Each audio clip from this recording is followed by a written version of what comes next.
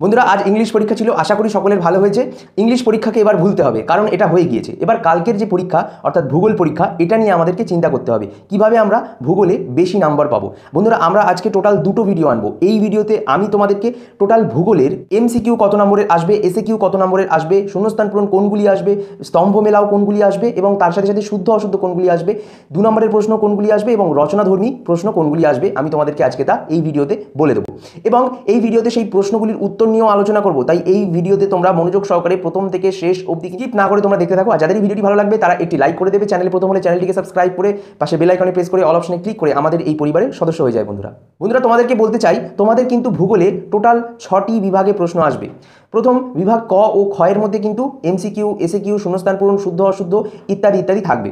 বিভাগ গ তে থাকবে 2 নম্বরের প্রশ্নগুলি, বিভাগ ঘ তে থাকবে 3 নম্বরের প্রশ্নগুলি এবং বিভাগ উমতে থাকবে কিন্তু 5 নম্বরের 4টি প্রশ্ন, অর্থাৎ টোটাল 20 নম্বর থাকবে। সর্বশেষে বিভাগ চ তে কিন্তু থাকবে ম্যাপ পয়েন্টিং, সেখানে কিন্তু তোমাদের টোটাল 10 নম্বর থাকবে। তোমাদেরকে বলে দিই, বিভাগ ক ও খ মিলিয়ে টোটাল 36 নম্বর থাকবে, আর বিভাগ গ, ঘ, উম আর চ এই 4টে মিলিয়ে কিন্তু টোটাল 90 নাম্বার কিন্তু তোমাদের হয়ে যাচ্ছে। এই ভিডিওতে ম্যাপ পয়েন্টিং দেবো না, ম্যাপ পয়েন্টিং এর জন্য একটু কিছুক্ষণ পর আরও একটি ভিডিও আসবে, সেইখানে আমি ম্যাপ পয়েন্টিং বলে দেবো তোমাদের শেষ মুহূর্তে কোনগুলো প্র্যাকটিস করে যাবে। ভিডিও শেষে কিন্তু একটি বড় গিফট রয়েছে। প্রথম যে প্রশ্নটি সেটা বলেছে, এটা হলো বহির্জাত প্রক্রিয়া কি, তারপরের প্রশ্ন হচ্ছে কি, তারপরের প্রশ্ন এবং লাস্ট প্রশ্ন 2 নম্বরের 5টি প্রশ্ন আমি দিলাম ক্ষয়ীভবন কি। তাহলে এই 5টি প্রশ্ন তোমরা সুন্দর করে খাতায় ছক করে সাজাও, উত্তরগুলো বই থেকে দেখো, প্র্যাকটিস করো, করে নাও। এটি পরীক্ষায় আসতে চলেছে, এই 5টি প্রশ্ন অবশ্যই হুবহু আসবে। 3 নম্বরের প্রশ্ন এই চ্যাপ্টার থেকে কি কি আসবে একটু দেখে নিই। অবরোহণ ও আরোহণের মধ্যে পার্থক্য লেখো, এই পার্থক্যটা পড়ে নেবে। পরবর্তী প্রশ্ন বহির্জাত প্রক্রিয়ার মাধ্যমগুলি আমাদেরকে লিখতে হবে এবং তারপরের প্রশ্ন হচ্ছে অবরোহণ ও আরোহণ পর্যায়ন এই 3টি প্রক্রিয়ার মধ্যে যে সম্পর্ক আছে তা বিশ্লেষণ করো। এখানে একটি স্পেলিং মিস্টেক রয়েছে, তার জন্য সরি, তোমরা একটু ঠিকঠাক দেখে নিও। অবরোহণ, আরোহণ ও পর্যায়ন এই 3টি প্রক্রিয়ার মধ্যে সম্পর্ক বিশ্লেষণ করো। এবার আমরা এই চ্যাপ্টারের যে 2 নম্বর ভাগ রয়েছে 1.2, সেটা হলো নদীর বিভিন্ন কাজ, যেমন ক্ষয় কাজ, বহন কাজ, অবক্ষেপণ কাজ ও ভূমিরূপ কাজ। এই কাজগুলিতে এই পার্টটা থেকে 2 নম্বরের প্রশ্ন কি আসবে একটু জেনে নিই। 2 নম্বর প্রশ্ন নদী অববাহিকা কি, পরবর্তী প্রশ্ন জলবিভাজিকা কি, তারপরের প্রশ্ন আসবে ধারণ অববাহিকা কি এবং তারপরের প্রশ্ন ষষ্ঠ ঘাতের সূত্র, এই ষষ্ঠ ঘাতের সূত্রটি কি লিখতে দেবে, জলচক্র কি, তারপরের প্রশ্ন নদী উপত্যকা কি, তারপরের প্রশ্ন প্রপাত কূপ কি, তারপরের একদম প্রশ্ন 8 নম্বর যেটা সেটা হলো নদীর ক্ষয়ের শেষ সীমা কি, পরবর্তী প্রশ্ন খাঁড়ি কি, 10 নম্বর এবং লাস্ট প্রশ্ন 2 নম্বরের ক্ষেত্রে ইয়াজু নদী কি। তাহলে নদীর বিভিন্ন কাজ থেকে মার্কস 2 এর এই 10টি প্রশ্ন তোমরা অবশ্যই কিন্তু পড়ে যাবে পরীক্ষায়। এরপর আমরা চলে যাব হচ্ছে মার্কস 3 নম্বর মার্কসের কি কি প্রশ্ন আসবে এই পার্টটা থেকে। গিরিখাত ও ক্যানিয়নের মধ্যে পার্থক্য লেখো, পরবর্তী প্রশ্ন পলল শঙ্কু ও পলল ব্যাজনীর পার্থক্য লেখো, পরবর্তী প্রশ্ন হচ্ছে পলল শঙ্কু ও বদ্বীপের পার্থক্য লেখো, তারপরের প্রশ্ন হচ্ছে কি কি প্রক্রিয়ায় নদী ক্ষয়কাজ করে বা করে থাকে, পরবর্তী 5 নম্বর প্রশ্ন হচ্ছে নদীর বহন কার্যের প্রক্রিয়া লেখো, 6 নম্বর প্রশ্ন হচ্ছে জলপ্রপাত সৃষ্টির কারণ লেখো, 7 নম্বর প্রশ্ন হচ্ছে নদীর মোহনায় বদ্বীপ সৃষ্টির অনুকূল পরিবেশ আলোচনা করো, 8 নম্বর পরিবেশ হচ্ছে বদ্বীপের শ্রেণীবিভাগ করো। এখানে বন্দ্বীপের হয়ে গেছে, তো তোমরা তোমাদের কাছে ক্ষমা চাইছি, এটা বদ্বীপের শ্রেণীবিভাগ করো, এটা হবে। এবার আমরা এই চ্যাপ্টার থেকে 5 নম্বরে কি কি প্রশ্ন আসবে একটু দেখিনি, অর্থাৎ বড় প্রশ্ন, এগুলি কিন্তু প্র্যাকটিস করার জন্য অনুরোধ করে রাখলাম। পৃথিবীব্যাপী জলবায়ু পরিবর্তন গঙ্গা, পদ্মা, মেঘনা নদীর উপর কিভাবে প্রভাব ফেলেছে, অর্থাৎ পৃথিবীব্যাপী যদি জলবায়ু পরিবর্তন হয় তাহলে গঙ্গা, পদ্মা, মেঘনা এই নদীর উপর কি প্রভাব পড়েছে, এটা প্রশ্নটা আসবে।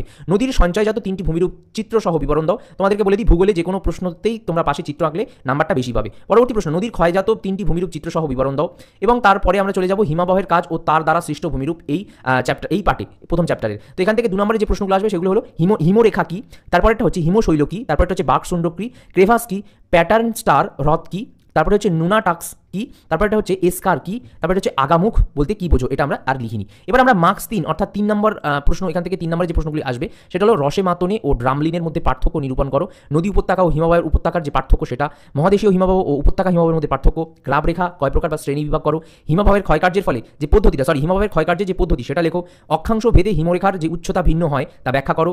5 নম্বরের এই চ্যাপ্টার থেকে কি কি প্রশ্ন আসবে আমরা চলো একটু দেখিনি। হিমাবহের ক্ষয়কার্যের ফলে সৃষ্ট 3টি ভূমিরূপ চিত্র সহ বিবরণ দাও। পরবর্তী প্রশ্ন হিমাবহ ও জলধারার মিলিত কাজের ফলে সৃষ্ট প্রধান ভূমিরূপের উদাহরণ দাও। এই প্রথম চ্যাপ্টারের 4 নম্বর পার্ট যেটা বায়ুর কাজ দ্বারা সৃষ্ট ভূমিরূপ, এই চ্যাপ্টারে চলে যাবো এবং এখানে কি কি দেখে নেবো যে মার্কস 2 এ কি কি রয়েছে। তো দেখো লোয়েস কি, এই প্রশ্নটা আসবে, বারখান কি, এই প্রশ্নটা আসবে, তারপরে হচ্ছে মরুদ্যান কি, এই প্রশ্নটা আসবে, তারপরে হচ্ছে অপসারণ সৃষ্ট গর্ত কি, এই প্রশ্নটা অবশ্যই আসবে। তারপরে আমরা মার্কস 3 এ কি কি আছে আমরা চলে দেখে নেবো একবার। মার্কস 3 এ এই প্রশ্নগুলো টোটাল 5টা প্রশ্ন দিয়েছি।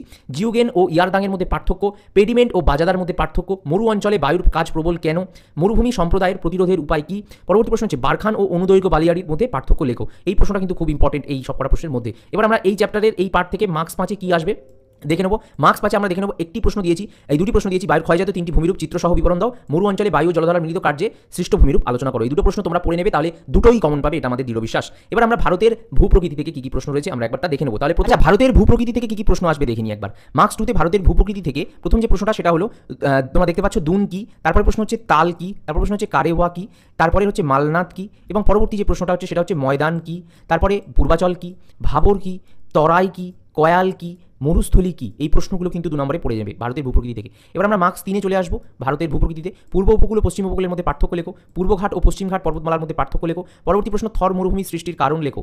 এবার এই চ্যাপ্টার থেকে 5 নম্বরের ক্ষেত্রে কি কি প্রশ্ন আসবে। প্রথম প্রশ্ন পশ্চিম হিমালয়ের ভূপ্রকৃতির সংক্ষিপ্ত পরিচয় দাও।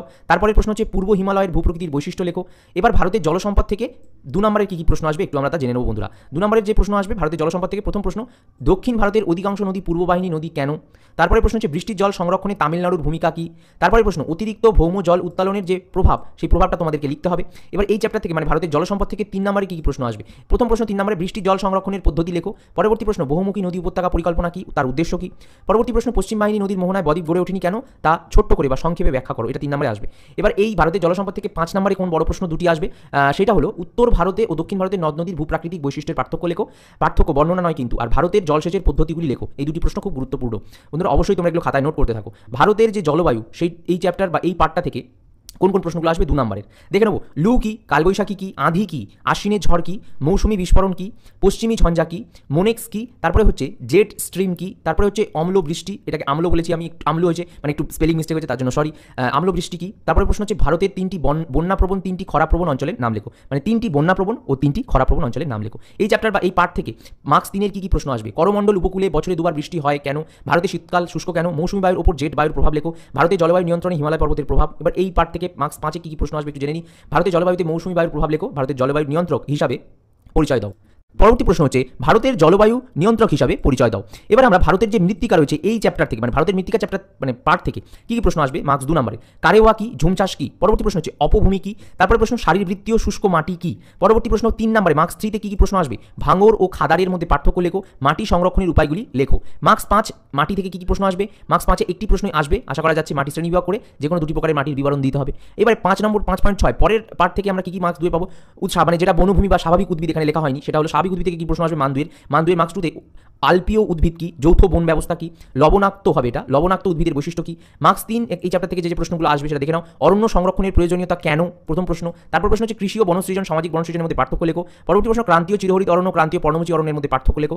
মার্কস 5 নম্বরে যে প্রশ্নটা অবশ্যই আসবে এই চ্যাপ্টার থেকে অবশ্যই ভারতের স্বাভাবিক উদ্ভিদের শ্রেণীবিভাগ করে যে কোনো 2টির বিবরণ দাও। স্বাভাবিক উদ্ভিদ শ্রেণীবিভাগ করবে যেরকম মাটির করেছো সেরকমভাবে 2টি মাটির বিবরণ দিয়েছো, এটা সেরকমভাবে 2টি স্বাভাবিক উদ্ভিদ বিবরণ দেবে। তা ভারতের স্বাভাবিক উদ্ভিদ থেকে দেখো আরও আসবে, যেমন মানে বলতে পারো কৃষিকাজ কি আসবে, শস্যাবর্তন কৃষি কি, বাগিচা ফসল কি, ইন্টার কালচার কি, জাইদ শস্য কি, অর্থকারী ফসল কি, দেখে দেখে একবার তাড়াতাড়ি লিখে নাও। মার্কস 3-এ যে প্রশ্নগুলো অবশ্যই আসবে তোমাদের খারিফ শস্য ও রবি শস্যের মধ্যে পার্থক্য, পাঞ্জাব হরিয়ানার কৃষি সমৃদ্ধির কারণ কি, ভারতীয় কৃষির বৈশিষ্ট্য লেখো। পরবর্তী প্রশ্ন মার্কস 5-এ যেটা হলো সেটা হলো ধান চাষে অনুকূল পরিবেশ আলোচনা করো, কার্পাস চাষের যে অনুকূল পরিবেশ সেটা আলোচনা করো, কফি চাষের যে অনুকূল পরিবেশ সেটা আলোচনা করো, ইক্ষু মানে আখ চাষের যে অনুকূল পরিবেশ সেটা লেখো, গম চাষের যে অনুকূল পরিবেশ সেটা লেখো। এবার ভারতের শিল্পতে চলে যাই। ভারতের শিল্প থেকে কি কি প্রশ্ন আসবে মার্কস 2-এর, সেটা হলো অনুসারী শিল্প কি, হালকা ইঞ্জিনিয়ারিং শিল্প কি, ভারী ইঞ্জিনিয়ারিং শিল্প কি, দুর্গাপুর ভারতের রুট কেন, আহমেদাবাদ ভারতের ম্যানচেস্টার কেন, তথ্য প্রযুক্তি শিল্প কি। এই প্রশ্নগুলি খুব ইম্পর্টেন্ট 2 নম্বরের। এবার আমরা মার্কস 3-এ চলে যাব। মার্কস 3-এ 3টি প্রশ্ন আমরা দিয়েছি। শিল্প স্থাপনে পরিবহনের ভূমিকা কি। 2 নম্বর প্রশ্ন কার্পাস শিল্পকে শেকড় আলগা শিল্প বলে কেন। পরের প্রশ্ন হচ্ছে পেট্রো রসায়ন শিল্প উদীয়মান শিল্প কেন। এই চ্যাপ্টার থেকে বা এই পার্ট থেকে ভারতের শিল্পতে মার্কস 5-এ 3টি প্রশ্ন আসবে, সেটা হলো পশ্চিম ভারতের কার্পাস শিল্প একদেশী ভবনের বা একত্রীকরণের কারণ কি। তারপর হচ্ছে পশ্চিম ভারতের পেট্রো রসায়ন শিল্পের উন্নতির কারণ কি। পূর্ব ও মধ্য ভারতের লৌহ ইস্পাত শিল্প গড়ে ওঠার কারণ কি। এই প্রশ্নটা খুব ভাইটাল, টেস্ট পেপারে বারবার এসছে বা টেস্ট পরীক্ষার প্রশ্নপত্রে বারবার এসছে। ভারতের জলবায়ু, এরপর ভারতের জলবায়ু থেকে মার্কস 2-এ কোন কোন প্রশ্নগুলো আসবে একবার দেখে নেবো। দেখো কাম্য জনসংখ্যা কি, জনবিস্ফোরণ কি, স্থিতিশীল উন্নয়ন কি। পরবর্তী প্রশ্ন শূন্য জনসংখ্যা বৃদ্ধি কি, জন্মহার কি, মৃত্যুহার কি। এই 6টি প্রশ্ন তোমরা মার্কস 2-এ ভারতে পড়ে নেবে। পরবর্তী প্রশ্ন শহর বা নগর গড়ে ওঠার কারণ কি মার্কস 3-এ। তারপরে হচ্ছে ভারতের নগরায়নের যে মানে কি বলবো ভারতের নগরায়নের যে একটা সমস্যা সেই সমস্যাগুলো তোমাদের লিখতে হবে। তারপরে প্রশ্ন হচ্ছে মার্কস 5-এ যে ভারতের জনসংখ্যা বন্টনের তারতম্যের কারণ কি। এই প্রশ্নটা 5 নম্বরে আসবে। এবারে ভারতের পরিবহন বা যোগাযোগ ব্যবস্থাতে একটু চলে আসি বন্ধুরা। ভারতের লাস্টে মার্কস 2-এ কি কি প্রশ্ন হবে। যোগাযোগ কি, পুনঃরপ্তানি বন্দর কি, পোতাশ্রয় কি, শিপিং আইন ও শিপিং লেন কি, ইন্টারনেটের গুরুত্ব তোমরা লেখো। এই প্রশ্নগুলি 5টা আসবে 2 নম্বরে। মার্কস 3 থেকে দেখো পরিবহন ও যোগাযোগের মধ্যে পার্থক্য কি। তারপরে প্রশ্ন জলপথকে উন্নয়নের জীবন রেখা বলে কেন। তারপরে প্রশ্ন সড়ক রেল জলপথের 3টি করে সুবিধা লেখো। পরিবহন ব্যবস্থার গুরুত্ব কি। যত প্রশ্ন আমরা দিয়েছি তার উত্তরের লিঙ্ক আমরা কিন্তু অবশ্যই এই ভিডিওর ডেসক্রিপশন বক্স সহ ফার্স্ট কমেন্টে কিন্তু আমরা দিয়ে দেবো। সেখান থেকে ডাউনলোড করে পিডিএফটা তাড়াতাড়ি পড়া শুরু করে দাও। ছায়া প্রকাশনীর বিভিন্ন সহায়িকা বই থেকে আমরা উত্তরগুলো বেছে রেখে দিয়েছি, সেগুলোকেই পড়ে তোমরা চলে যাও। এই সাজেশন ভিডিওটা শেষ হয়ে গেছে, তোমরা সকলেই জানো তোমাদের কি করতে হবে। Like the video, share the video and also subscribe the channel.